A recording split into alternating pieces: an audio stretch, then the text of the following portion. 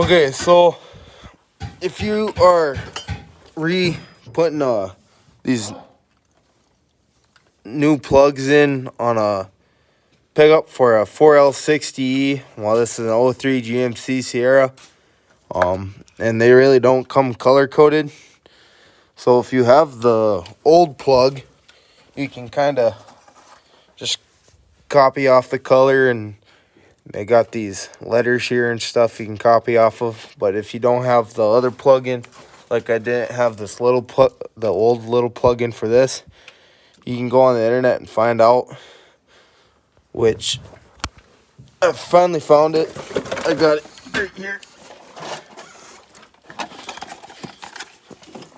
So you got A, B, C, and D.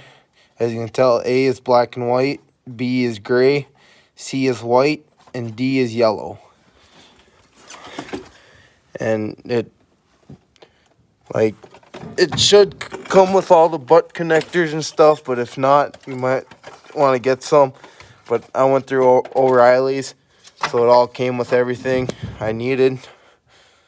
And then the electrical tape if you want to. So hopefully this helps people. I guess this is the first time I'm doing this. I'm kind of learning as well, so hopefully it helps.